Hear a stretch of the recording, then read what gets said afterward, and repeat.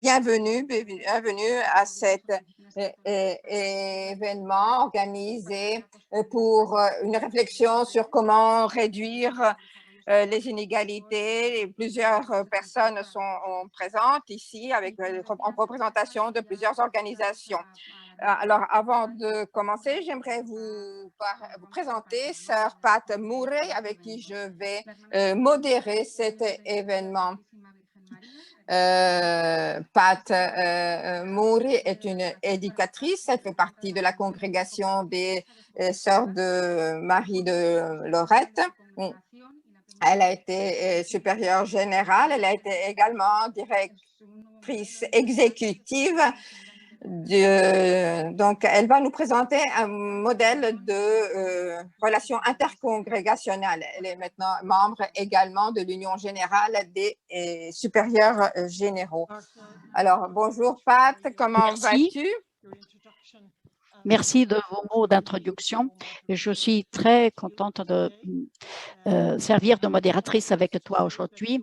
Je voudrais tout juste dire que vous êtes la présidente de l'Associación para la Solidaridad, ONG rédemptoriste en Espagne, et vous êtes membre du conseil d'administration de Concord. Donc, je suis très contente d'être votre partenaire et de poursuivre ce programme très intéressant avec vous. Merci Pat de pouvoir collaborer avec toi. Alors, notre objectif également est de connaître les efforts qui sont réalisés au sein des différentes congrégations et pour comment contribuer également à la mise en œuvre et à la réalisation effective de l'agenda 2030.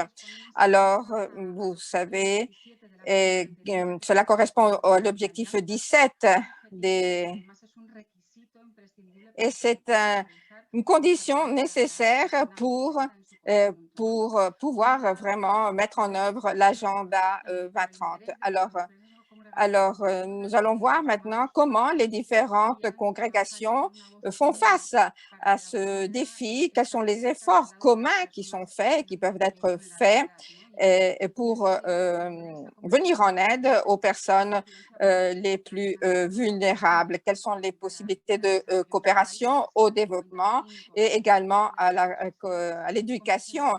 Alors, plus de 75 pays sont présents au sein de notre organisation. Beaucoup de projets sont mis en œuvre tout au long de l'année. Donc, il s'agit d'une coalition de 18 organisations catholiques accréditées par les Nations Unies. Et donc, ce sont des congrégations qui, pendant des siècles, se sont consacrées à l'éradication de la pauvreté et maintenant au développement durable. Ces congrégations occupent une très bonne place pour accompagner les leaders locaux au niveau national et international et donc mettre en commun les efforts et les services qui sont offerts. Alors, c'est le mandat de ce réseau a été repris d'ailleurs dans le Laudato Si et dans le texte de Fratelli Tutti. Et là, nous pouvons trouver des indications très précises pour ce qui est de notre activité future. Nous avons vu combien notre système mondial est fragile et nous l'avons vu à travers cette pandémie. Nous avons vu comment tout cela a influencé les marchés et comment cela aura un impact très fort au niveau du développement. Donc, nous avons besoin d'un nouveau agenda politique. Donc, pour ne plus répondre uniquement à des intérêts économiques, comme nous l'indique Fratelli Tutti, nous devons revenir à l'être humain, replacer l'être humain au centre pour tracer de nouvelles alternatives. Donc, nous avons entendu cet appel à la création de nouvelles structures orientées vers le bien commun. Et nous avons vu également que nous devons redoubler nos efforts pour poursuivre la route que nous avons déjà entamée, mais cheminer maintenant avec d'autres inspirations, de façon à pouvoir atteindre cet objectif commun. Et donc, c'est un travail qui doit être mis en valeur, bien sûr. Alors, nous avons prévu 2 moments. Alors, nous aurons tout d'abord 3 représentants d'institutions et d'entités officielles internationales qui s'occupent justement de la mise en œuvre de l'agenda 2030. Et puis, un deuxième moment pour partager les bonnes pratiques. Et donc, nous parlerons alors donc, de l'objectif 10, donc réduction des inégalités, mais également les objectifs 4, 5, égalité de genre, 11, travail digne et 13, etc. Donc, maintenant, je laisse la place donc à nos 3 orateurs de ce premier moment pour qu'ils nous accompagnent et inaugurent cet événement. Et donc, je vous invite toutefois à respecter le temps qui a été mis à disposition pour permettre un bon déroulement de l'événement.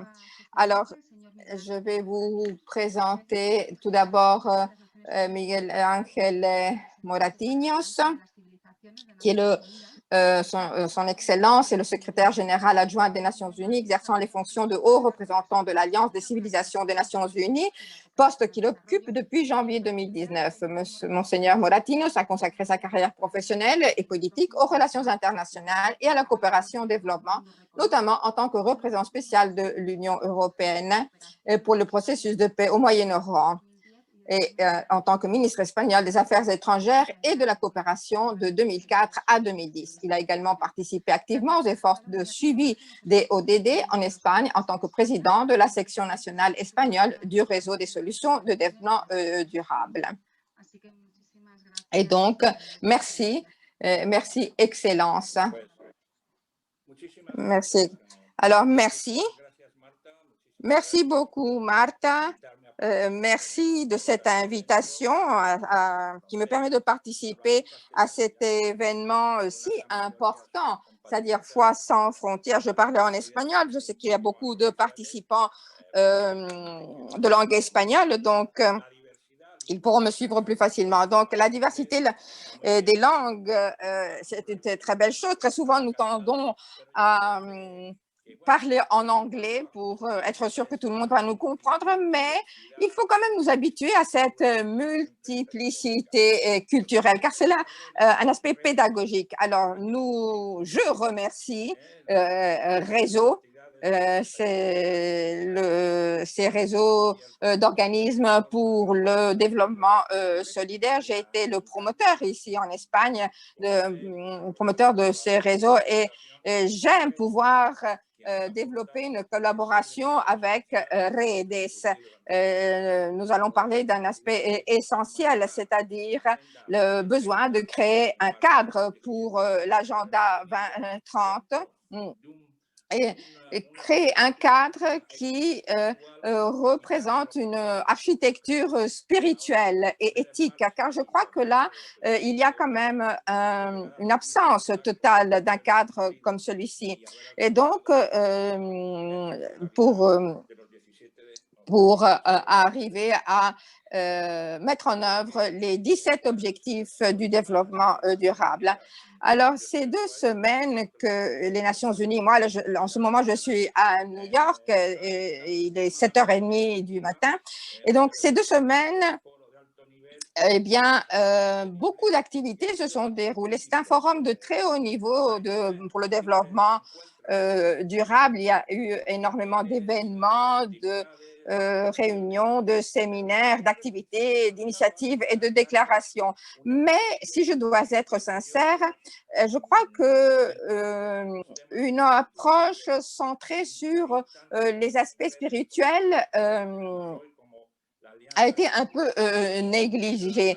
Et donc, cette alliance est importante. Donc, nous en avons parlé d'ailleurs avec le secrétaire la semaine dernière, et nous avons présenté à cette occasion ce que nos 3 entités, nos 3 organismes ont fait pendant ces 3 années à la demande du secrétaire général pour voir un petit peu quel était le rôle que l'on pouvait attribuer aux entités, aux organismes religieux, notamment en cette période de pandémie. Alors, nous avons eu 6 réunions tout au long de l'année, très intéressantes, et nous avons présenté la semaine dernière les conclusions de ces travaux. Et si vous le souhaitez, je peux vous envoyer ces conclusions avec 55 recommandations concernant le rôle et l'engagement des organismes religieux. Étant donné que nous n'avons pas beaucoup de temps, alors permettez-moi quand même de partager avec vous quelques réflexions pour voir un petit peu comment nous pouvons centrer ce moment important. Il ne reste plus que 9 ans pour arriver à 2030. Nous avons beaucoup de retard. Nous devons maintenant évaluer un peu le processus qui a été accompli jusque-là et quels sont les objectifs que nous devons nous fixer d'ici 2030 pour atteindre les objectifs de cet agenda. Eh bien, tout d'abord, permettez-moi de vous dire que nous, et cela est logique et évident en politique, mais nous avons tendance à établir des priorités parmi ces 17 objectifs. Le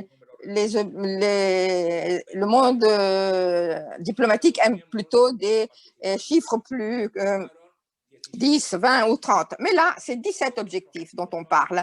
Bien, tous ces objectifs sont essentiels.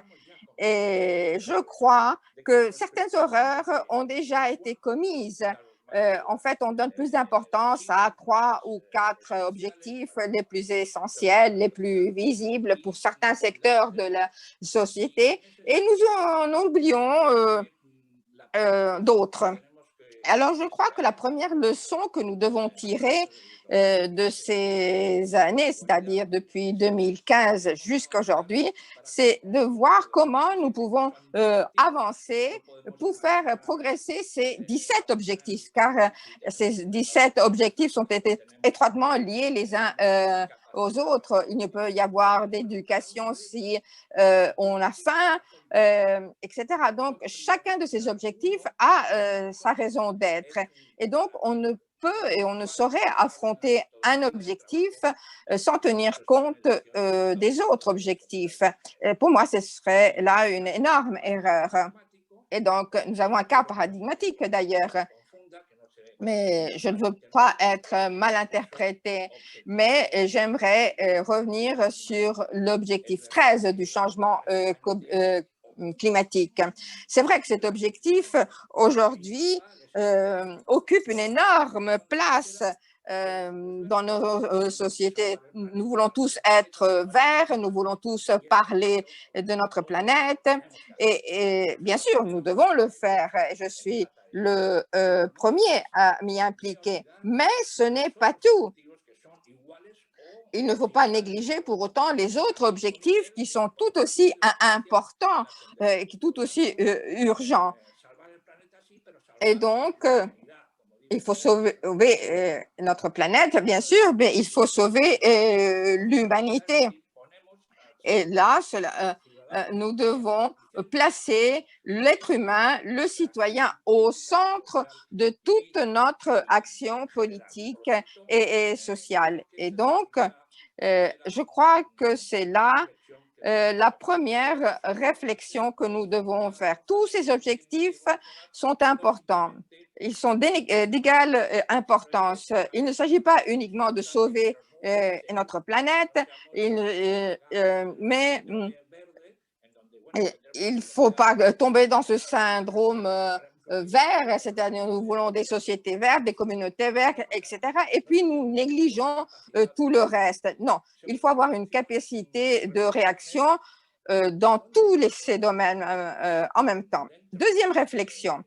Alors, dans cet agenda 2030, avec ses 17 objectifs de développement durable, eh bien, où se place le cadre éthique, moral? Alors, qu'est-ce qui doit nous pousser et nous guider pour réussir à obtenir un monde meilleur? Alors, il y a l'objectif 16 qui parle de paix, de justice sociale, etc. Mais ce n'est pas très, très clair, en fait, ce n'est pas le principal. Et donc, je crois que ce qui, en fait, s'est passé depuis le lancement de ces objectifs, je crois que nous avons besoin d'un cadre spirituel, éthique, qui aide les sociétés à avancer vers le futur. Nous parlons de langage correct au niveau de l'État, des gouvernements. Martha l'a dit d'ailleurs tout à l'heure, ne laisser personne derrière. Bon, d'accord, mais qu'est-ce que cela signifie exactement? Derrière où? Alors, moi, je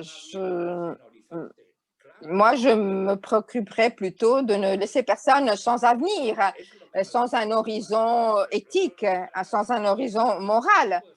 C'est là ma principale inquiétude, préoccupation. Alors, certes, ne laisser personne derrière nous, mais comment aller de l'avant? Comment marcher vers notre avenir?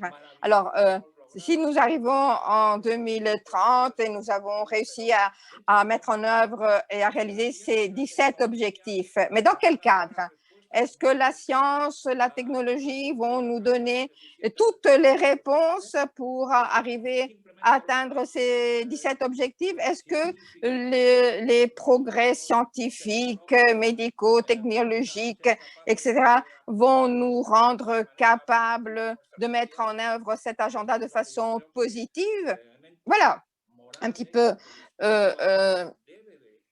où se trouve mon inquiétude. C'est-à-dire, moi, je crois que l'élément éthique et moral doit avoir une place dans cet agenda. Et je crois que c'est là l'objectif de notre travail. Troisième réflexion. Alors, oui, aujourd'hui, nous parlons, nous discutons à travers nos écrans. Il y a parfois des problèmes techniques. On n'arrive pas toujours à se voir, à s'entendre, etc. Mais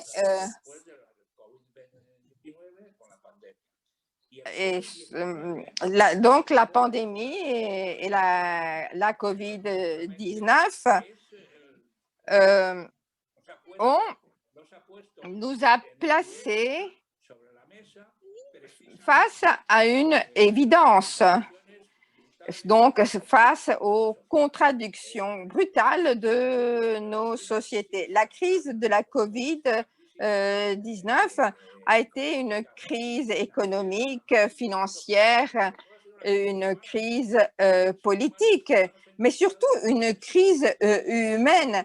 L'être humain s'est retrouvé dépourvu de tout soutien, de tout accompagnement.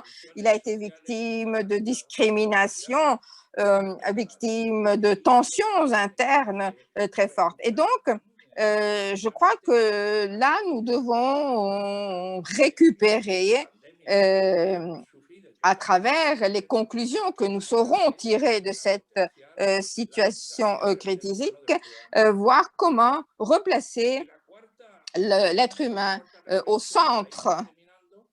Et puis, quatrième réflexion, pour conclure, que pouvons-nous offrir?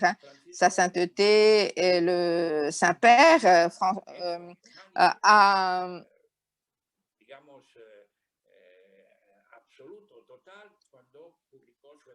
lorsqu'il a publié l'encyclique Laudato Si, tout le monde a exprimé son éloge, a apprécié son texte, a applaudi, et tout le monde l'a félicité, et il a reçu le soutien, l'appui du monde entier pratiquement.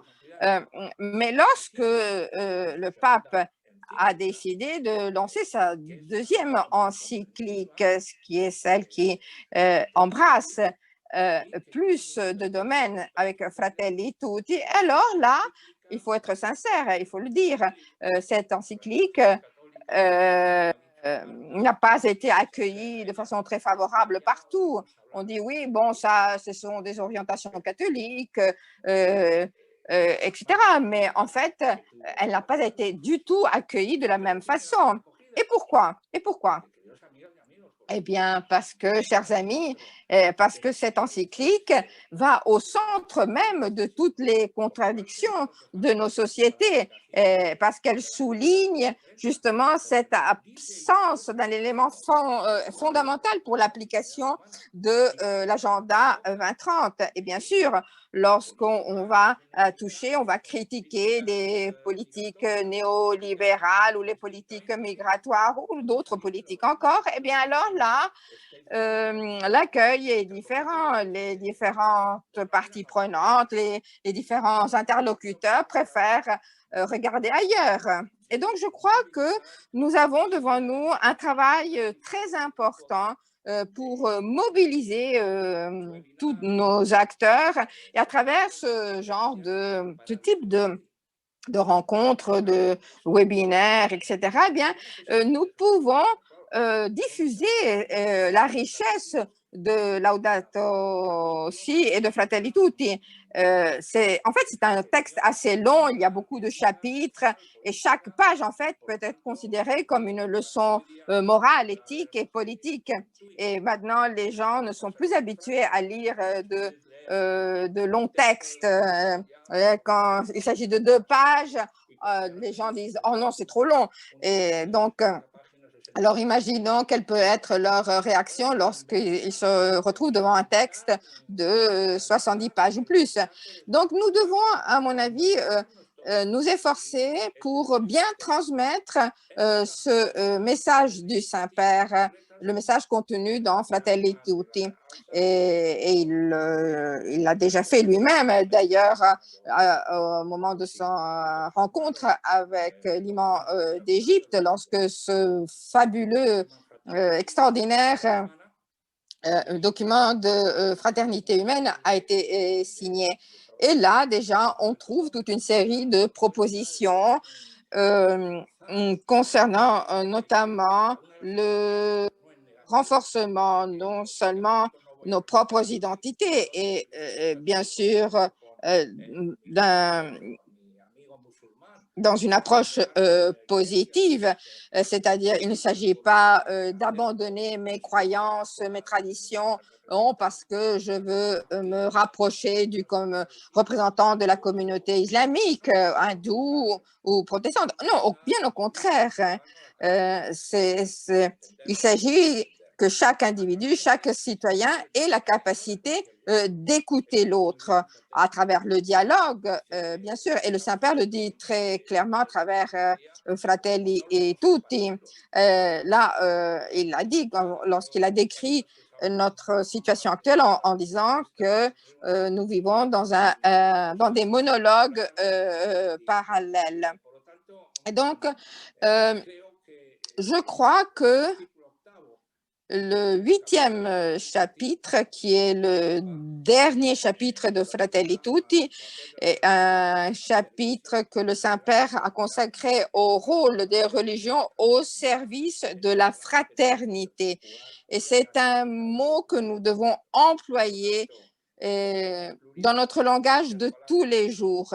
Et donc, je vais reprendre les paroles du Saint-Père. Nous avons assumé la culture du dialogue en tant que cheminement, la connaissance réciproque comme méthode et critère.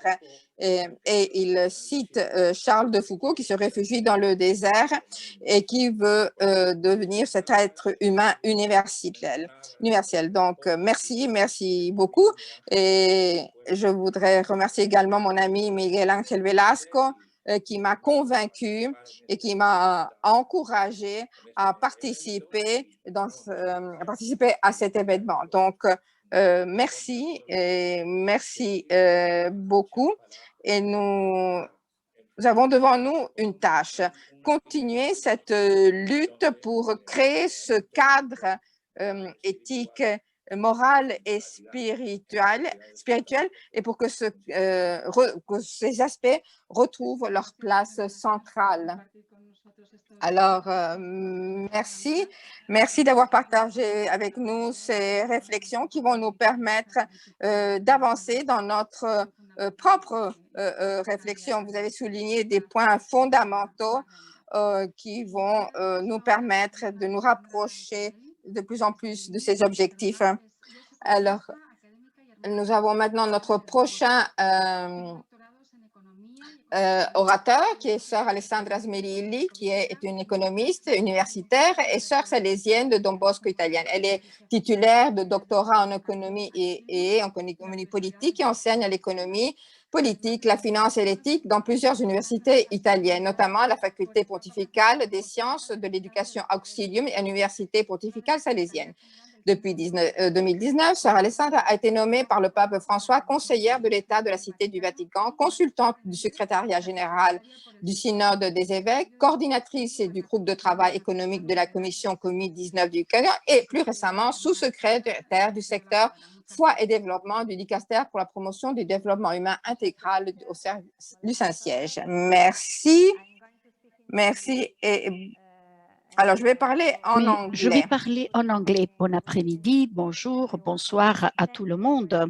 Merci de m'inviter à ce panel si important et j'espère que cette occasion, cette réunion peut apporter des fruits concrets, car l'un des mots du pape François étant d'être concret. Donc, d'être concret, concretezza, on dit en italien. Donc, nous voyons que la crise de la COVID-19 nous montre la fragilité de notre système économique et social, mais aussi les signes de l'inégalité dont nous faisons l'expérience. Et nous voyons que cette crise est exacerbée, mais aussi qu'elle révèle beaucoup d'inégalités de toutes sortes dans le monde entier. Mais ce que nous voyons et ce que nous avons vu, c'est tout juste les résultats de quelque chose de plus profond. Il y avait déjà des racines mauvaises qui n'apportent que des fruits mauvais. Donc, les fruits que nous voyons, c'est la crise écologique, la crise économique et politique, et donc Laudato Si et Fratelli Tutti le montrent, et la crise de la COVID-19. Mais ces crises sont reliées entre elles. Et quelles sont donc ces racines mauvaises? Sans aucun doute, une mentalité technocratique, une culture très technocratique qui a fait voir le jour à des systèmes économiques fragiles, à des modèles économiques fragiles, mais aussi ce que le pape François appelle la mondialisation de l'indifférence. Et troisièmement, la culture du consumérisme et du rebut. Donc, ces racines mauvaises apportent ces fruits qui sont les crises, et les crises dans lesquelles les plus fragiles, les plus vulnérables, les plus pauvres sont les victimes qui sont affectées les premiers et de manière plus dure par ces crises. Mais comme l'a dit le pape François il y a un an, nous voyons que la COVID-19 est une opportunité pour lancer quelque chose de nouveau. Et dans Laudato Si, nous lisons: une écologie intégrale est inséparable de la notion de racine commune. Et donc, la réponse à cette crise consiste à regarder au monde et à le considérer, comme nous le savons, comme quelque chose d'interconnecté. Donc, comme il dit dans Laudato Si, tout est interconnecté, mais nous tous, nous sommes interconnectés, et c'est le message majeur de Fratelli Tutti. Et il faut donc mettre ensemble ces deux messages majeurs. Et donc, nous voyons l'importance de poursuivre les 17 ODD. Je suis d'accord, comme la réalité est complexe, il faut donc les adresser par une approche complexe. Donc, nous avons besoin des 17 ODD tous ensemble. Pendant la pandémie,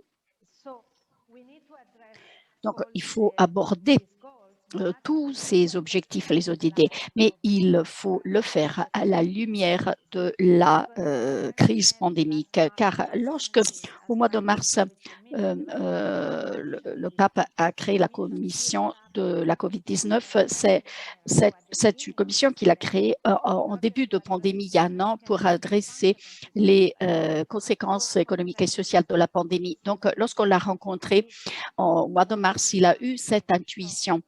Donc, il avait compris que cette crise durerait, mais elle doit être considérée aussi comme une opportunité. Donc, un an après la création de la commission, on s'est rencontré avec le pape François et il a dit, moi je crois que nous pouvons qu'on ne peut pas donc aborder la crise de la COVID-19 sans avoir une approche intégrale, globale. Mais en même temps, on peut penser au développement humain intégral sans réfléchir sur la pandémie. Donc, c'est vice-versa. Les deux volets sont reliés. Et lorsqu'il a mis sur pied la commission, eh bien, il a dit, s'il vous plaît, vous êtes là, on est là ensemble pour préparer l'avenir, ce qui ne veut pas dire être préparé pour l'avenir. Maintenant, nous avons l'opportunité de préparer quelque chose de nouveau. Être préparé pour l'avenir, ça veut dire s'adapter à quelque chose qui va venir. Préparer l'avenir, forger l'avenir, eh bien, ça veut dire faire quelque chose maintenant pour changer le futur, l'avenir.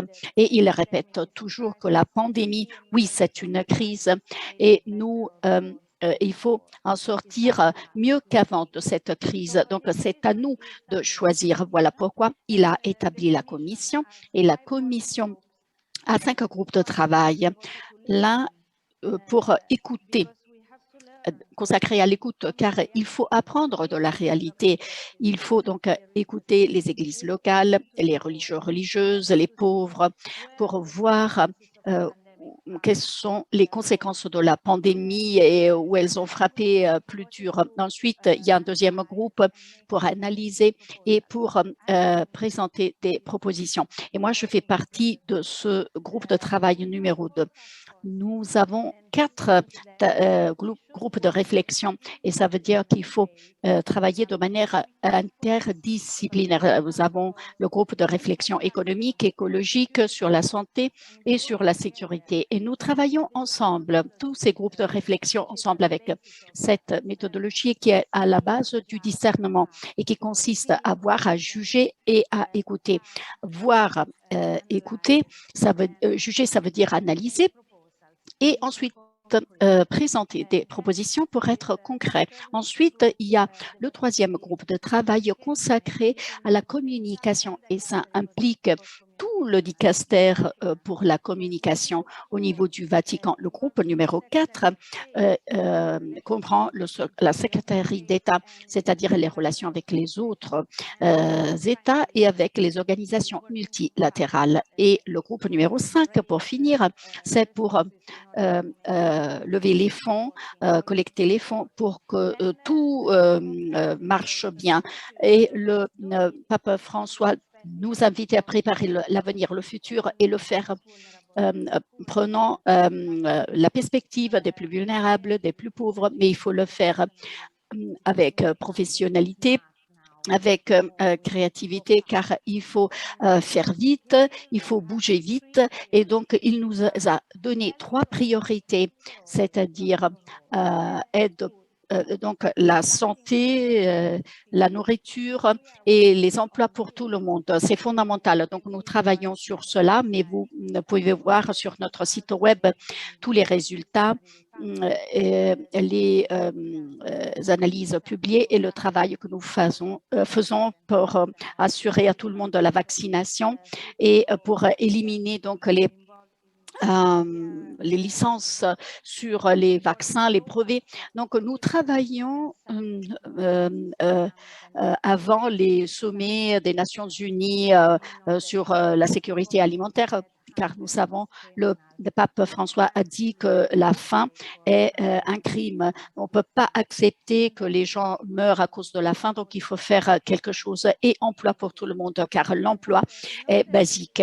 Or, pour rendre tout ça très, très concret, car le pape François nous l'a demandé d'être concret, il faut faire ça avec d'autres, avec des partenaires, dans des partenariats avec tout le monde. Il parlait d'alliances. Donc, il faut établir de grandes alliances pour aborder ces priorités. Or, pendant cette année, nous avons eu cette idée pendant la célébration du 5e anniversaire de Laudato Si, qui a été publié il y a 5 ans. Eh bien, nous avons développé cette idée selon laquelle Laudato Si est quelque chose qu'il faut rendre concret, qu'il faut mettre en pratique.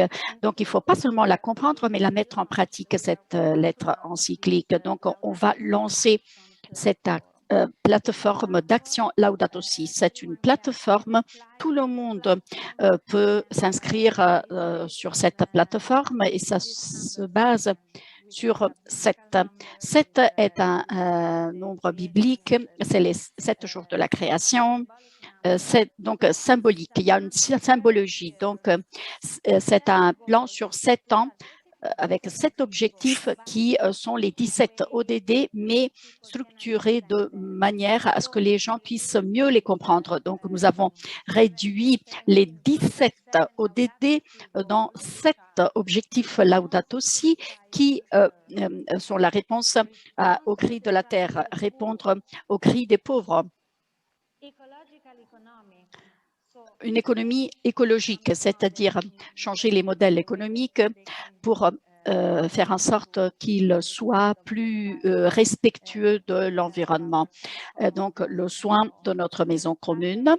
Mais nous pouvons faire tout cela si nous changeons nos styles de vie. Donc, adopter un style de vie plus simple, plus sobre. Comment changer les styles de vie grâce à l'éducation?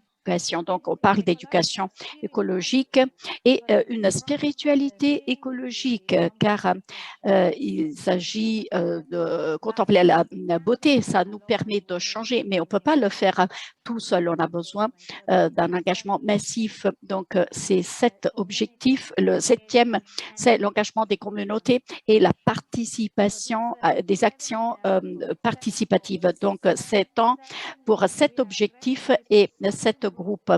Et donc, on adresse 7 groupes, ordre religieux, institutions de santé, famille, organisations, groupes, travailleurs, entreprises, multinationales, entreprises, compagnies, les paroisses, les diocèses et les institutions éducatives de l'éducation. Donc, toutes ces organisations peuvent faire partie de ce plan.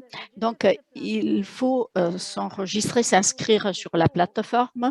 Et or, fonction du groupe, les paroisses, les ordres religieux ou bien les institutions éducatives, les universités, vous allez recevoir un plan pour mettre en pratique Laudato Si et pour vivre et pour atteindre donc les objectifs de Laudato Si. Donc, c'est notre manière à nous d'être concrète et de faire quelque chose avec tout le monde, en impliquant tout le monde dans le monde entier. J'ai présenté cette plateforme à nos représentants du gouvernement du Royaume-Uni. Il a dit, mais je ne suis pas catholique. Mais j'ai dit, c'est pour tout le monde. Ce n'est pas seulement pour les catholiques. Nous promouvons cela, mais nous voulons impliquer tout le monde dans cette action, car comme le pape François l'a dit, il faut écouter, il faut se connecter, il faut collaborer avec tout le monde et essayer d'inspirer aussi les autres sur quelque chose. Donc, nous sommes là pour préparer l'avenir, pour nous donner des ambitions et on espère que tout cela va engendrer une nouvelle société. Je vous remercie de votre attention. Merci beaucoup, sœur Alessandra. Merci de nous avoir expliqué comment fonctionne la commission et comment utiliser la plateforme également. Et merci de nous rappeler que nous pouvons profiter de cela pour créer quelque chose de nouveau pour notre avenir. Et je donne maintenant la parole à notre troisième orateur, M. Andrés Amajuelas, qui est originaire de la communauté autonome espagnole de Castilla et León et est très impliqué dans le réseau espagnol des ONG travaillant pour la justice et le développement. Il a une formation universitaire en sciences humaines avec une spécialisation en patrimoine artistique. Il est président de la coordination nationale des ONG pour le développement et coordinateur de Futur en commun, Futuro en Común, le réseau national de ONG en Espagne qui suit les progrès des ODD du pays. Donc, merci Andrés d'être ici avec nous et c'est à toi. Alors, bonjour et merci à tous et à toutes. C'est un défi pour moi et un honneur également de parler dans un forum comme celui-ci.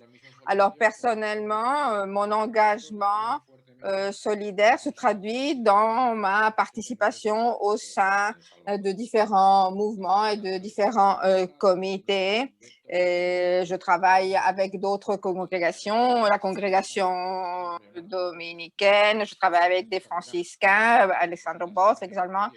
Et donc, toutes ces personnes m'ont accompagné, m'ont aidé à comprendre ce que signifiait l'option préférentielle. Et puis, l'évêque Samuel Ruiz de Chiapas ou Gerardi, qui est responsable du bureau des droits de l'homme de l'archevêché de Panama. J'ai travaillé avec également des organisations qui s'occupent des réfugiés en Thaïlande. Et toutes ces personnes m'ont fait comprendre qu'il ne s'agissait pas de théorie, mais d'engagement très concret.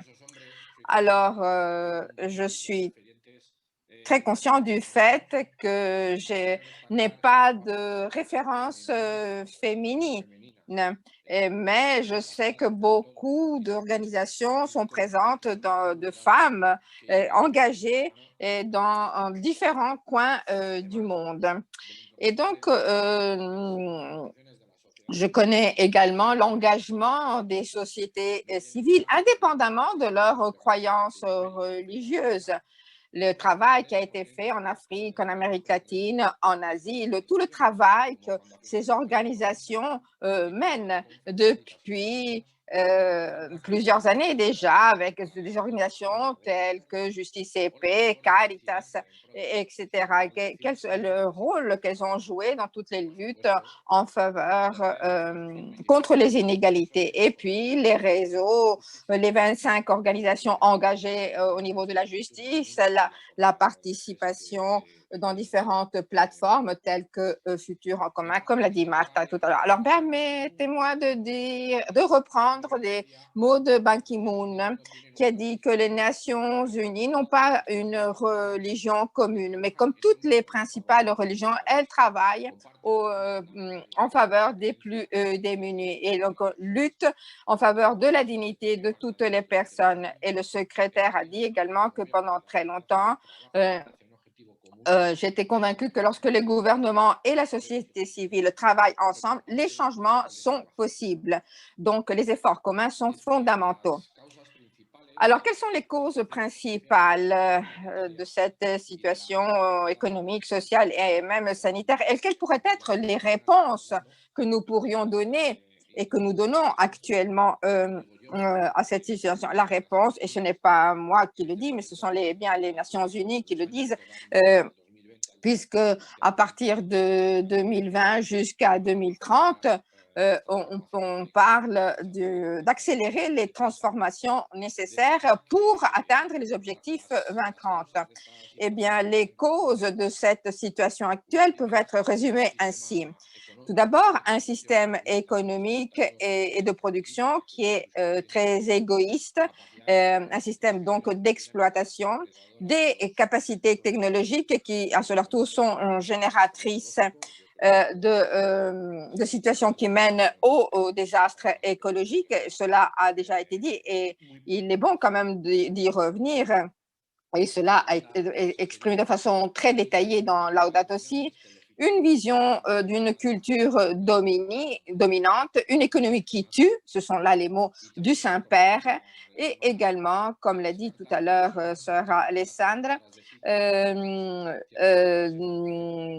les terres mortes, c'est-à-dire c'est un concept qui est utilisé pour définir ces lieux qui sont laissés de côté, complètement négligés, qui ne forment pas partie du processus de production, donc d'un contexte bleu. Et puis, l'indifférence sociale également au niveau personnel et au niveau collectif qui ne nous permet pas de bien percevoir la gravité de la situation. Cette indifférence à laquelle le Saint-Père fait allusion également. Eh bien, nous devons être militants, nous devons être activistes au niveau politique pour transformer le système. Et là, nous avons besoin, comme nous l'indique l'agenda, nous avons besoin d'une participation de tous et à tous les niveaux. Nous devons tous contribuer, peu importe l'organisation à laquelle nous appartenons, le milieu dans lequel nous vivons, etc. Nous devons concevoir des solutions qui soit innovante pour un avenir commun, un avenir plus juste, plus solidaire et plus inclusif. Et puis, revenons à ce que disait M. Moratinos également, c'est-à-dire en 2015, lorsque on parlait de justice sociale face à la crise économique et financière. Et là, nous parlons de crise économique qui est causée, elle aussi, à cause d'une injustice sociale. Nous devons marcher ensemble. Nous ne pouvons pas marcher individuellement. Cette crise a deux causes, une cause sociale et une cause écologique. Et donc, nous avons besoin d'une nouvelle approche qui nous mène, qui nous guide vers l'agenda 2000, les objectifs de l'agenda 2030. Et donc, pour le bien de l'humanité, un célèbre économiste, Worth, nous l'a très bien expliqué d'ailleurs, la satisfaction des droits humains en y incluant les aspects spirituels et les limites, eh bien, doivent créer, avec des limites, doivent quand même créer cet espace sûr. Et pour cela, nous avons besoin d'une transition culturelle. Nous devons changer notre façon de concevoir le monde. Et puis, troisième cause, pour la troisième cause, nous avons besoin d'une nouvelle spiritualité. Je crois que les traditions religieuses nous ont offert tout au long de l'histoire une cosmovision qui nous permettait de configurer la société, les coutumes et d'établir des codes éthiques. Mais religion signifie restaurer des rapports avec Dieu, avec les autres, avec nous-mêmes, avec la création. Aujourd'hui, les communautés religieuses sont appelées à relire leurs textes pour trouver une nouvelle inspiration, pour promouvoir des pratiques de transformation. Les religions peuvent se transformer également en forum hybride d'écoute sincère pour donner naissance à une nouvelle conscience culturelle et sociale pour générer un consensus pour ce qui est des droits de l'homme. Le pape nous l'a rappelé dans Fratelli Tutti lorsqu'il nous dit qu'on ne peut admettre qu'au niveau du débat public, seuls les hommes politiques puissent prendre la parole. responsables religieux doivent pouvoir y participer avec toute leur expérience et leur sagesse. Et je suis convaincue du bien fondé de cette affirmation. Alors, il est vrai également que si l'on ne tient pas compte de la position religieuse, la solution ne sera pas complète et possible. Alors, travailler en réseau comme avec Redes ou comme nous le faisons nous-mêmes, eh bien, ou avec ce que nous appelons ici en Espagne une politisation transversale avec tous les interlocuteurs, tous les acteurs possibles pour mettre en pratique notre savoir-faire. Et puis, lorsque les grands systèmes actuels, le capitalisme et le communisme, n'ont pas pu donner au monde ce salut transcendantal et cette libération à laquelle tout le monde aspire, eh bien, il faut trouver une solution intermédiaire, un système qui donne la vie et non la mort, qui crée liberté et pas d'oppression, qui crée justice, paix et communion. Il faut donc travailler en faveur d'une nouvelle civilisation qui doit être une civilisation d'amour et qui soit en même temps une civilisation de la pauvreté où personne n'aura plus que ce dont il a besoin. Merci. Merci à Andrés, merci à nos trois orateurs. Bien sûr, notre avenir, notre futur dépend de ce que nous ferons ou de ce que nous ne ferons pas. Alors, je reste avec 3 mois. Donc, nous devons être agiles et rapides. Nous devons être courageux et avoir envie de revendiquer cette éthique pour que ça soit qu'elle nous guide dans notre travail et puis être coordonnés dans nos efforts pour faire respecter la justice et les droits de l'homme. Alors, merci à nos 3 orateurs. Merci d'avoir partagé avec nous votre expérience et votre sagesse dans cet événement. Monsieur Moratinos doit nous quitter, donc il ne sera pas présent pendant la deuxième partie de notre réunion, mais nous le remercions d'avoir accepté notre invitation. Et maintenant, je cède la parole à Pat pour nous guider dans cette deuxième partie merci, un très de grand notre merci, réunion. Martha. Et ces 3 rapporteurs nous ont placés dans un contexte plein de défis à relever. Alors, il faut être concrète, il faut préparer l'avenir, être novatrice et faire montre de créativité et créer et construire une nouvelle spiritualité, une nouvelle conscience. Et on peut tous contribuer au développement donc d'une culture. Et mon rôle à l'USG, nous coordonnons plus de 2000 congrégations, plus de 800 000 sœurs dans le monde entier. Et l'autre organisation, l'Union des supérieurs générales, comprend plus de 800 000 prêtres. Donc, vous voyez le rôle que les sœurs, les frères, les prêtres sont censés déployer au travers de leur ministère en soutenant les ODD et donc donner une réponse pratique. Maintenant, on va écouter 4 présentations différentes. J'invite les rapporteurs à ne pas être trop vite, car on est un petit peu en retard. Et il y aura une petite cloche qui sera sonnée quand il faut conclure votre présentation. Donc, c'est avec un grand plaisir que je vais vous présenter. Premier, le frère Jaco Salam, membre de l'ordre des Augustinian Recollects, qui s'implique dans le mouvement de lutte contre la faim aux Philippines. Il a éduqué les communautés sur les questions écologiques et sur les solutions pratiques pour contrer le changement climatique, pour le développement. Il a une maîtrise une maîtrise en philosophie et en théologie. Maintenant, il fait son ministère à Madrid où il représente les Philippines.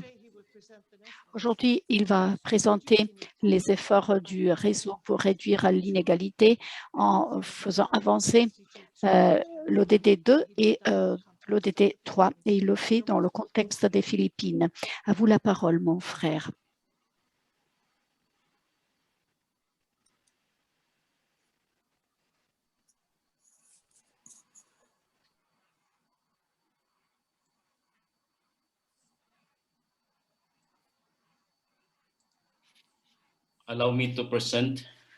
Permettez-moi de vous présenter l'initiative Arcores. Arcores, c'est donc le bras social de Augustinian Recollects et veut répondre aux problèmes sociaux. Donc, et c'est un acronyme. Je vais vous présenter les projets qui se font aux Philippines, Arcores Philippines, dans le cadre de Arcores Philippines. En un país donde la gente ya está económicamente devastada debido a los enfermedades. Alors, dans un pays où les gens vivent dans des situations extrêmement difficiles, la réponse est nécessaire, notamment dans un pays où le gouvernement n'est pas toujours présent au moment de faire face aux besoins économiques et sanitaires. Les personnes dans les différentes communautés doivent faire seules face à la pandémie. Alors, analysons maintenant notre réponse. La réponse d'Arcores face aux objectifs 2030. Alors, quelles sont les réponses que nous offrons? Notre programme pour 2020 et 2021 est le suivant, c'est-à-dire prenons soin de la vie et protégeons l'humanité. Nos activités sont concentrées essentiellement autour de l'objectif 2 et 3. L'interconnexion de ces deux objectifs est évidente puisqu'il s'agit de lutter contre les inégalités, tout comme d'ailleurs pour les autres objectifs. Alors, nos réponses sont faire face aux conséquences de la COVID. Nos initiatives, alors voilà quelques images, une boulangerie, c'est-à-dire Arcores est en train de promouvoir une campagne boulangerie pour venir en aide aux personnes. Notre confinement a commencé en mars 2020 et aujourd'hui, les personnes ont besoin d'aliments. Et nous connaissons très bien, nous sommes très conscients de l'impact de cette pandémie.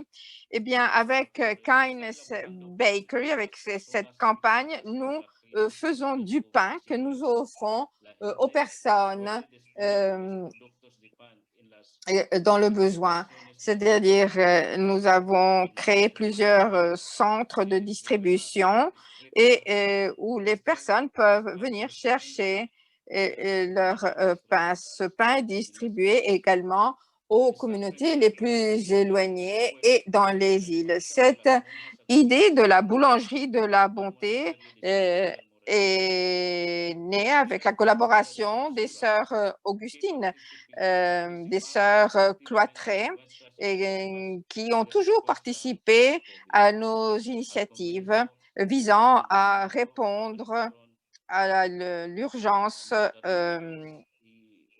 de la COVID. Donc, là, ces sœurs se sont également engagées dans la distribution de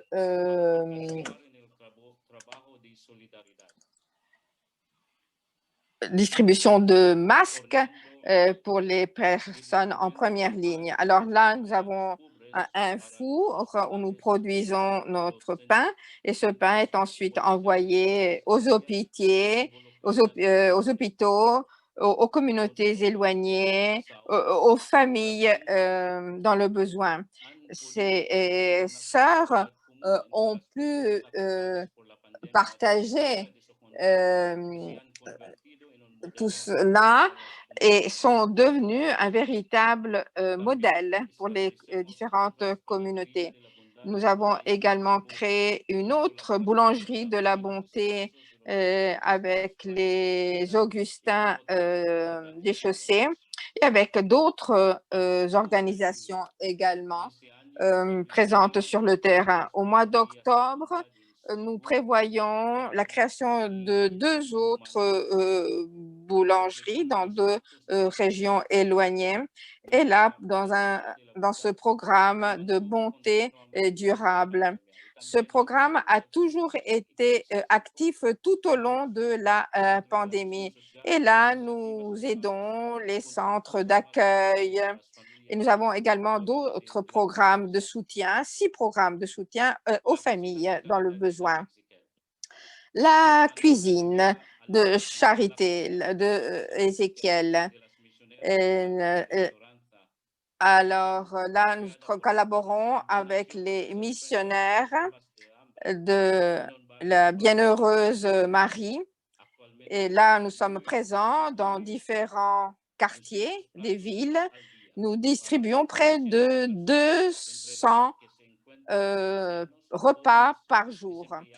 Ces repas sont destinés pour la plupart aux personnes âgées, à des familles dans le chômage avec des enfants en bas âge, des personnes qui vivent des sans-logis et des personnes vivant dans les quartiers les plus pauvres. Cette initiative a été supervisée par le personnel militaire lorsque le gouvernement a commencé à remettre en question ces initiatives et l'organisateur de cette initiative a dû se cacher pendant un certain temps. Alors, des stations de bonté. Alors, en mars de 2020, Arcores Philippines a commencé à se rendre, à visiter dans les quartiers les plus éloignés, dans les régions les plus défavorisées et s'est adressé notamment aux communautés vivant dans les îles qui sont très mal reliées avec le continent. Et donc là, il s'agit de distribuer des conserves, du lait en poudre, etc. Alors là, nous circulons dans les rues et les gens s'approchent et nous demandent ce dont ils ont besoin. C'est une initiative de modèle communautaire qui a donné un élan de solidarité dans l'ensemble du pays.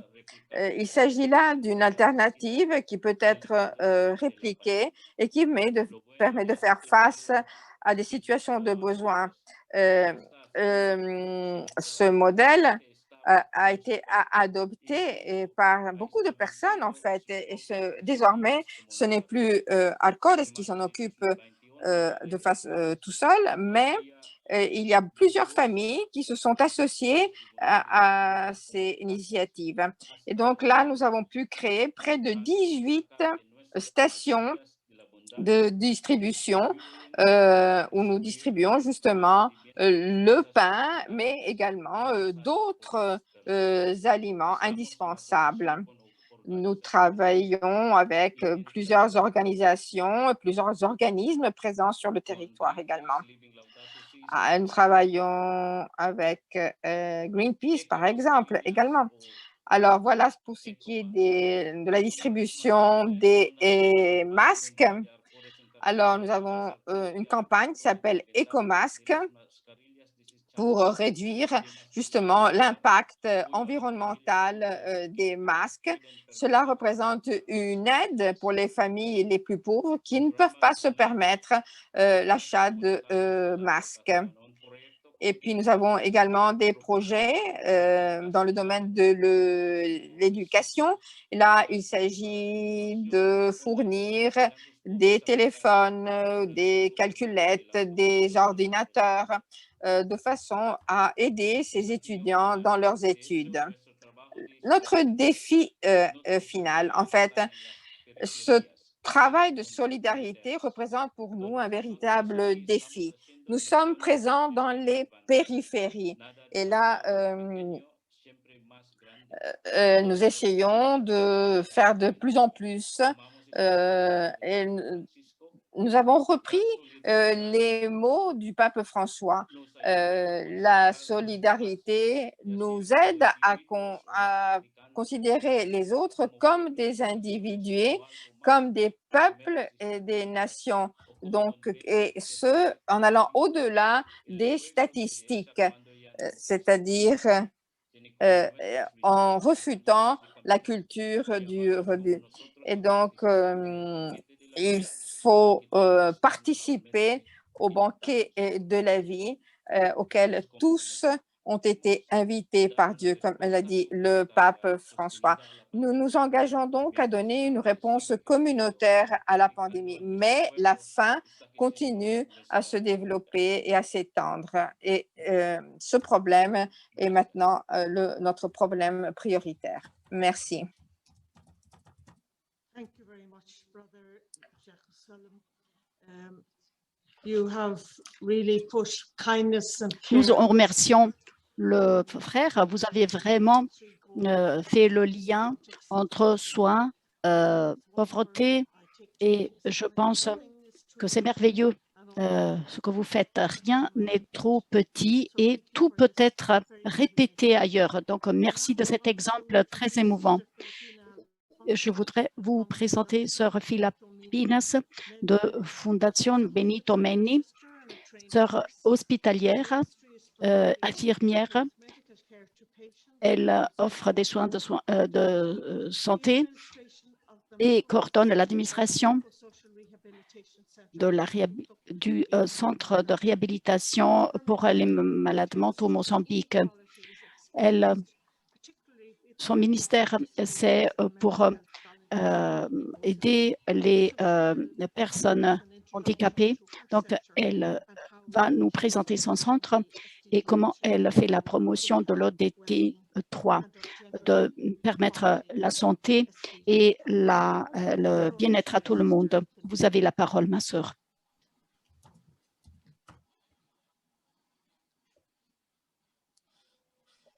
Buenas tardes. Buenos días a todos. Bonjour, bon après-midi à tous et à toutes. Je vous parle de Mozambique où j'habite actuellement et je remercie tous ceux et toutes celles qui nous accompagnent tout au long de ce moment de réflexion et de partage. Nous parlons d'un thème extrêmement important, le développement durable.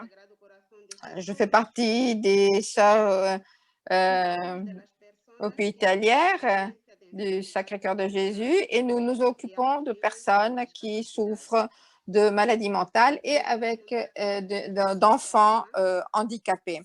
Notre charisme nous poussait donc à mettre ce petit grain de sable, nous aussi, pour contribuer à la mise en œuvre des objectifs de développement durable.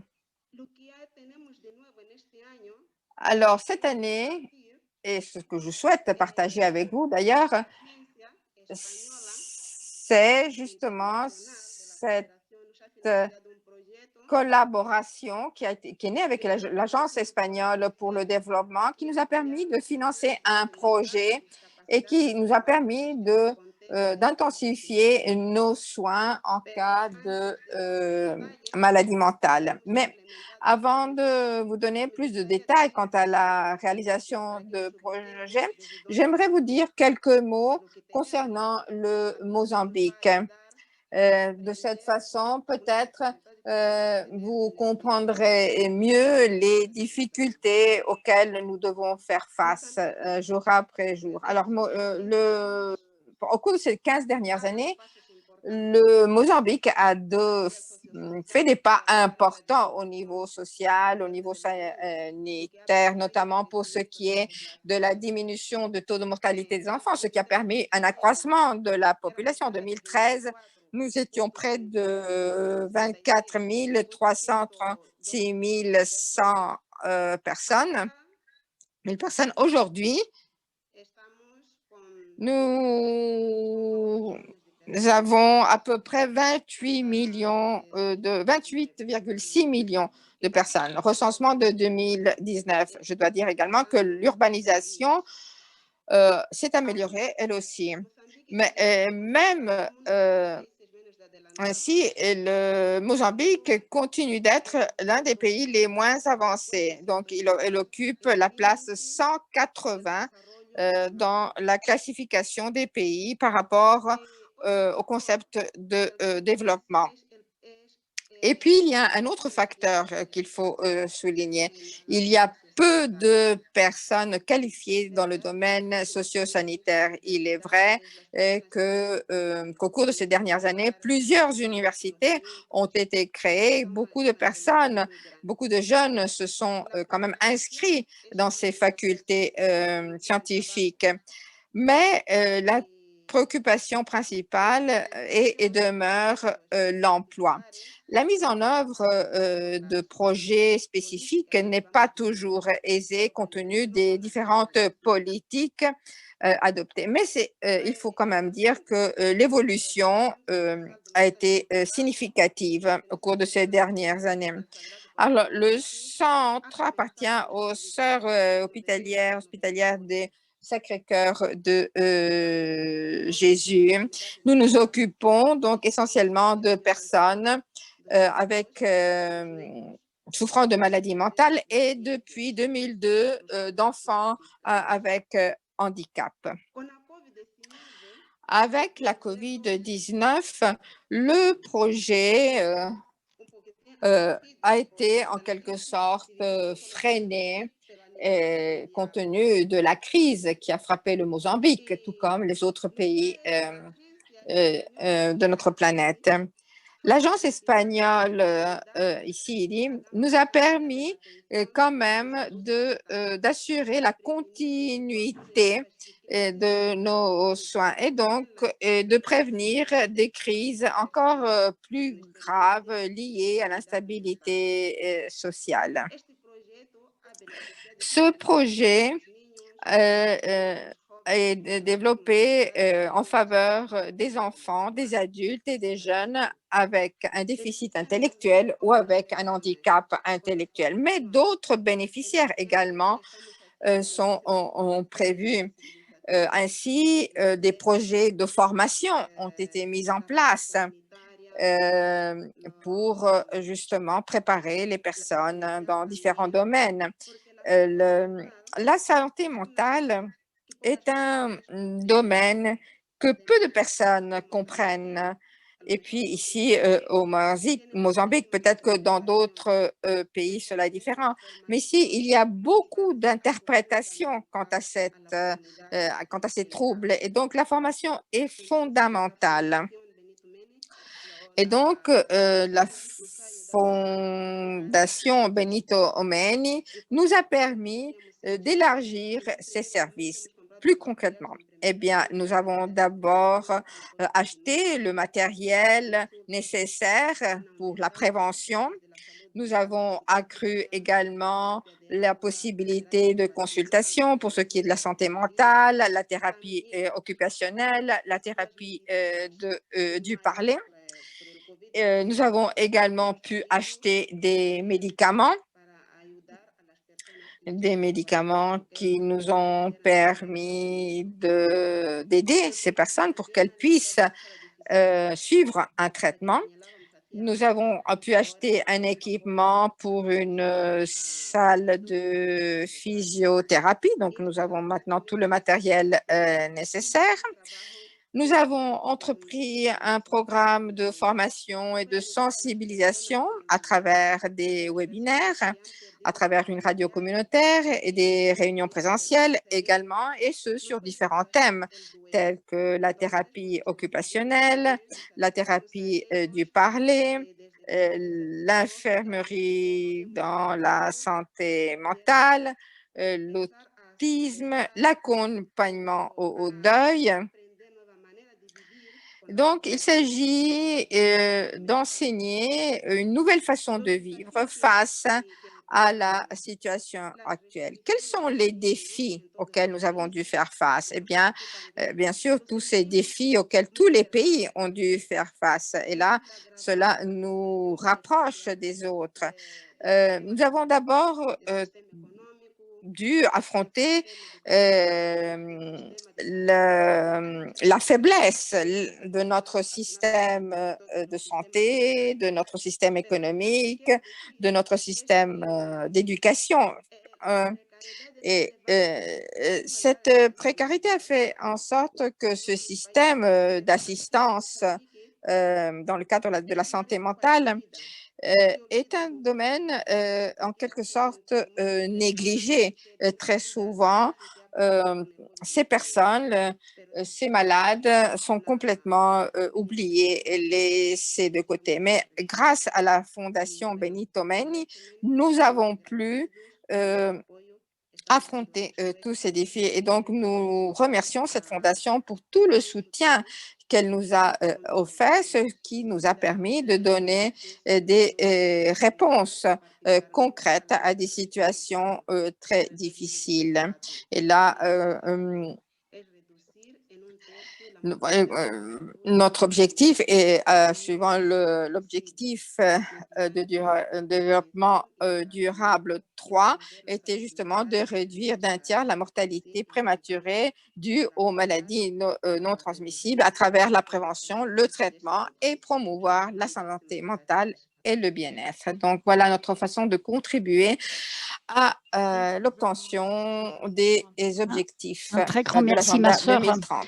de nous avoir présenté le contexte au Mozambique et pour avoir décrit ce partenariat d'une manière très intéressante et les bienfaits qui ont été atteints pour ceux qui ont des problèmes de santé mentale et aussi les enfants handicapés. Vous avez montré une très grande créativité dans la prévention, les thérapies et surtout pour faire connaître le problème de ces enfants malades mentaux. Merci. Vous déjà est un exemple de ce qui se fait. Nous avons le frère André Salésien qui vient d'Haïti. Il a consacré presque toute sa vie au ministère de l'Éducation en tant que salésien. Il a été professeur directeur de l'École nationale des arts et des métiers et d'un lycée professionnel. Il a un diplôme en électricité, informatique, théologie et une maîtrise en sciences de l'éducation. Il est le directeur de l'École normale technique pour la formation professionnelle et qui est le partenariat entre les Salésiens de Don Bosco et le ministère de l'Éducation nationale et de la formation professionnelle de Haïti.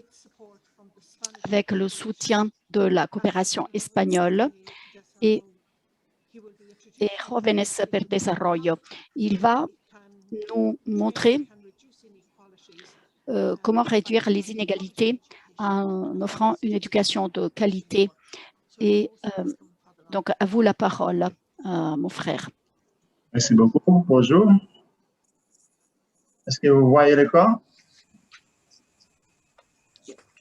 Yes, we can. Ça va? Oui, ça va. Vous pouvez y aller. D'accord, merci beaucoup. Donc, merci beaucoup.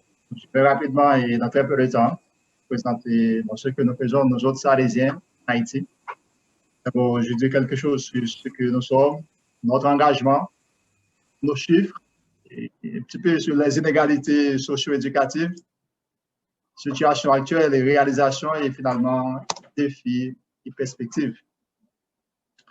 Donc, nous sommes Salésiens de Don Bosco, nous sommes arrivés en Haïti depuis 1935, comme Salésiens prêtres et laïcs. Donc, nous sommes en train de faire un travail d'église et aussi au cœur de la société civile, qui est très complexe et difficile, spécialement auprès des jeunes les plus pauvres, mais pour être vraiment pour eux des signes et porteurs de l'amour de Dieu. Et notre engagement, eh bien, les besoins de la jeunesse haïtienne vraiment sont, je dirais, sont nombreux, mais aussi urgents. Il y a beaucoup à faire. Et c'est pour cela que notre mission auprès des jeunes se réalise sous des formes multiples et variées, parce que ces jeunes-là vraiment ont besoin d'essence, mais aussi ils ont besoin aussi d'existence. Donc ici, ce sont nos champs d'action et les activités que nous faisons. Il y a école, il y a internat, patronage oratoire, paroisse, chapelle, et aussi les enfants de rue.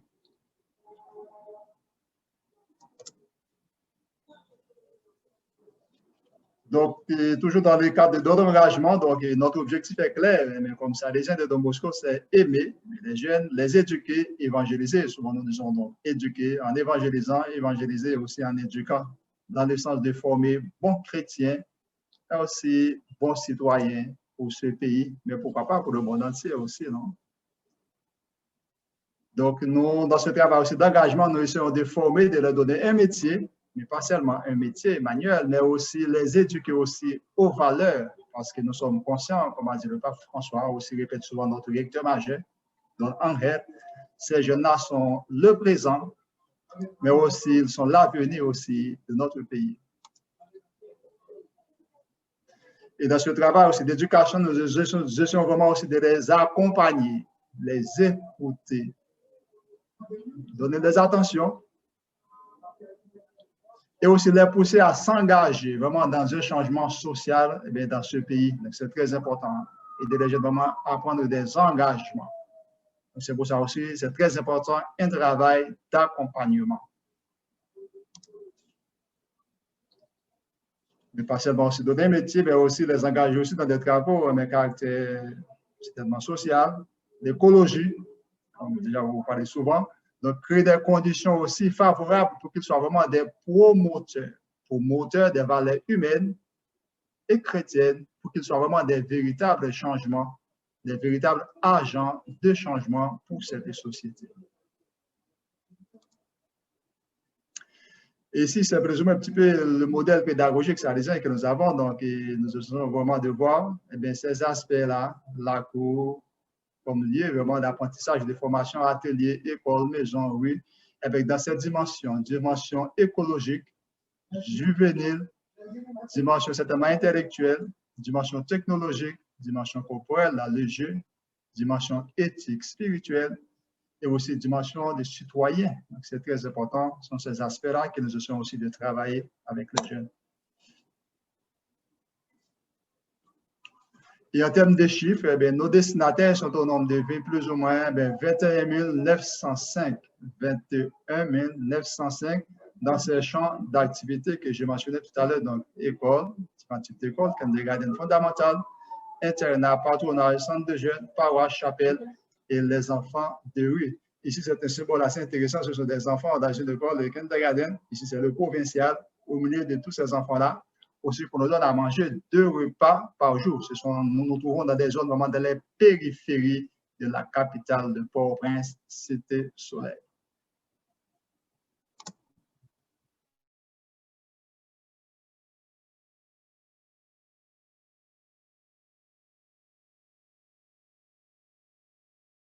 Qualité socio-éducative, école privée, école publique de notre côté. Population scolarisée, population non scolarisée.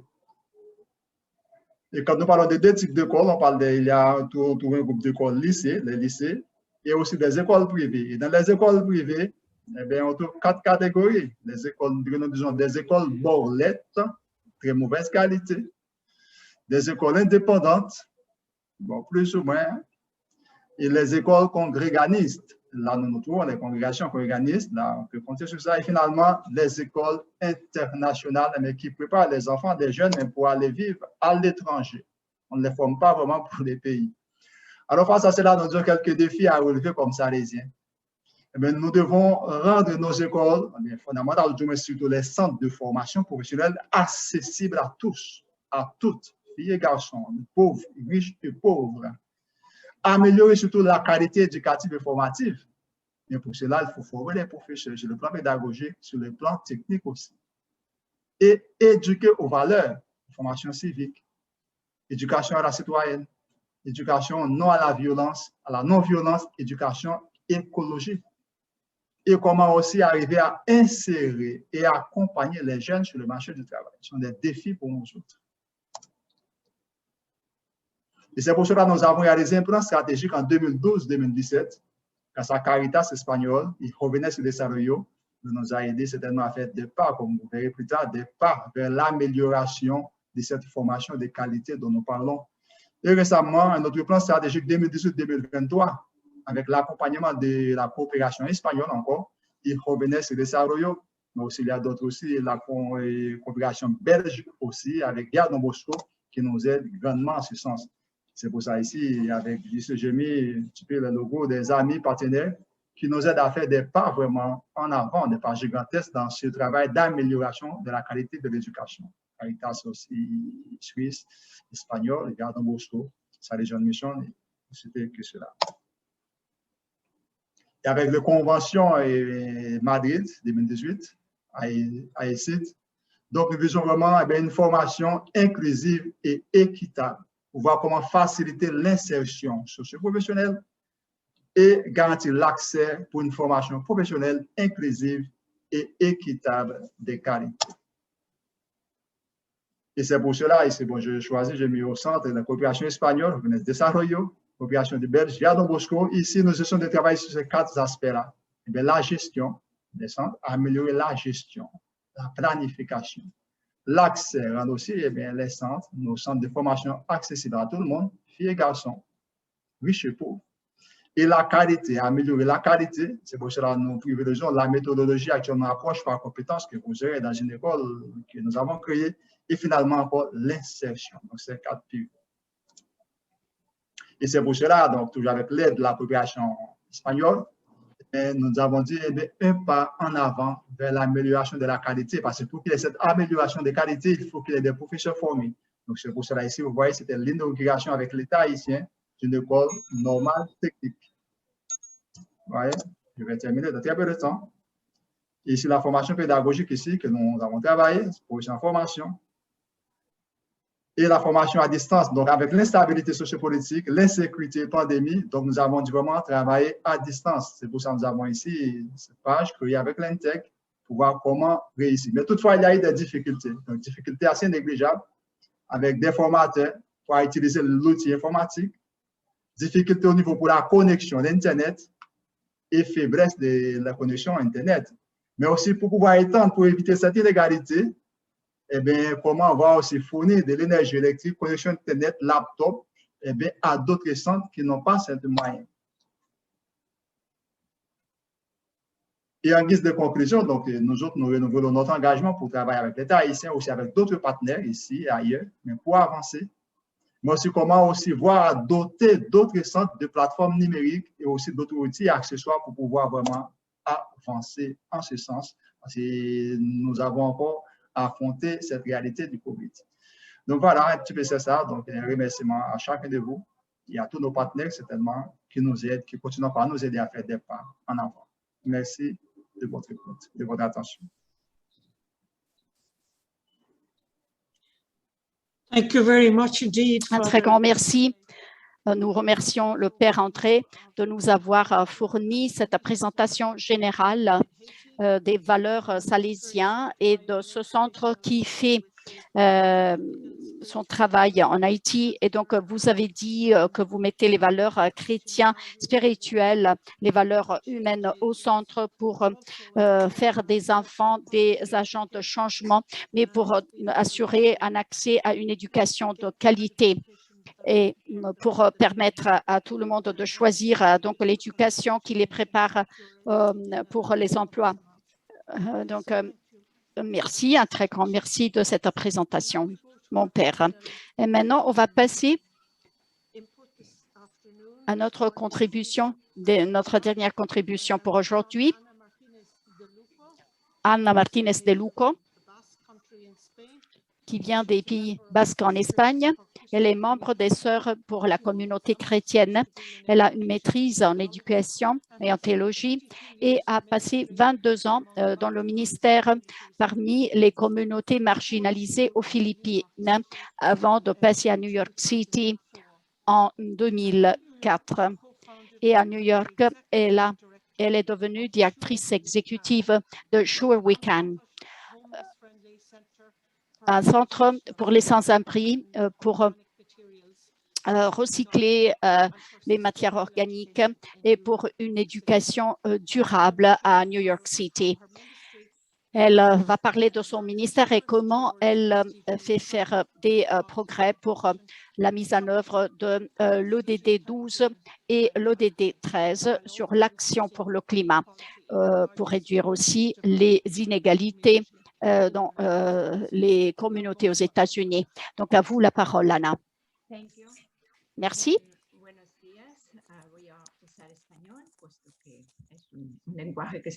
Merci et bonjour. Je parlerai en espagnol. Là, je suis à New York. Merci de cette invitation pour partager avec vous notre position pour ce qui est l'objectif 10, 12 et 13. Mais je vais me concentrer aujourd'hui sur l'objectif 11. Alors, le défi Sure We Can, et voilà pourquoi vous m'avez invité d'ailleurs. Alors, cela est né en tant que réponse, c'est-à-dire nous avions besoin de trouver un lieu où on pouvait gérer tout ce que nous ramassions dans les rues. Et donc, j'ai décidé à un certain point de marcher avec ceux qui vivaient dans la rue. Mais après, nous avons trouvé un local et là, peu à peu, nous nous sommes organisés et nous avons également développé un programme de formation et éducation, comment vivre. Eh bien, dans une telle situation, eh bien, ces personnes aujourd'hui ont trouvé un logement, elles habitent ensemble dans une petite chambre, dans un petit appartement. Et donc, j'ai laissé un peu de côté ce projet pour me consacrer au projet Our Home, notre maison. Et c'est là la réponse à une minorité qui travaillait dans le domaine du recyclage, mais qui continuait à vivre dans la rue. Avec Our Home, notre maison, nous prenons soin de notre maison commune, notre planète, et en même temps, nous sommes convaincus que chaque habitant de notre planète a le droit de se retrouver dans un lieu qu'il sente comme son chez-soi. Donc là, nous avons beaucoup cherché et nous avons finalement pu louer un petit terrain où nous avons créé un petit jardin, un potager. Et là, nous aimerions pouvoir construire de petites cabanes, de petites maisons, 6, 8 mètres carrés avec du matériel recyclé pour fournir un abri à ces personnes et en même temps disposer de lieux communs pour les repas, par exemple, donc une cuisine, une salle de bain, en utilisant l'énergie solaire, l'eau de pluie, avec notre propre production de gaz pour la cuisine, etc. Alors, ce que nous arrivons à cultiver est ensuite partagé entre nous. Et puis, les personnes qui ont des problèmes de santé et et qui ont dû être hospitalisés peuvent ensuite venir chez nous parce que ces personnes ne peuvent pas retourner dans la rue. Voilà pourquoi nous collaborons également avec les responsables d'un hôpital puisque ces personnes ont besoin d'un suivi médical. Et puis, nous nous occupons également de personnes qui ont des problèmes avec l'alcool. Alors, j'ai appris également que l'inégalité et la durabilité, en fait, sont deux concepts étroitement liés et on arrive à les mettre en œuvre uniquement à travers la pratique. C'est vrai, nous sommes différents les uns des autres, mais nous avons tous une capacité à contribuer. Et c'est normal, donc, que nous nous entraidions, que nous nous accompagnions.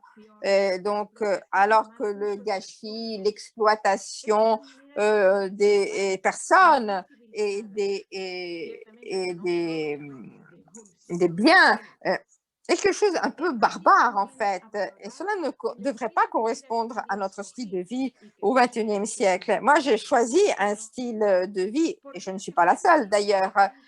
Eh bien, ce style de vie me permet de me consacrer pleinement à ces projets, donc de me consacrer pleinement à la mise en œuvre des objectifs. Je n'ai pas de famille, mais cela me permet d'être amie, de devenir l'amie de tous ceux, de toutes celles que je rencontre tout au long de mon cheminement. Donc, j'ai une famille humaine. Rien ne m'appartient.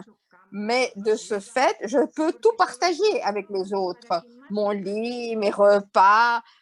Donc, je vis dans un lien étroit avec les autres. Et cela me permet d'aller au-delà des choses trop concrètes. Et cela me permet également de distinguer ce qui est juste, ce qui est humain par rapport à ce qui est légal et permis. Et c'est ainsi que je vis. Je partage la sagesse des autres et je crois que tout est possible lorsqu'on marche, lorsqu'on chemine en partageant, en nous appuyant les uns aux autres. Alors, quelle aide j'aimerais demander au gouvernement? Eh bien, je demanderai de changer les lois si elles ne renforcent pas le bien commun, si elles ne répondent pas aux besoins les plus concrets des communautés. Un exemple très concret, New York a un problème très grand pour ce qui est des personnes sans abri. Et toutefois, nous n'arrivons pas à obtenir un terrain sur lequel nous pourrions développer des projets tels que Sure We Can ou Our Home. Et donc, pourquoi? Eh bien, parce que les lois, désormais, sont des lois obsolètes. Et puis, il y a un déni également. Alors, nous devons promouvoir des changements au niveau des lois, de façon à ce que nos initiatives soient légales, permises et soutenues.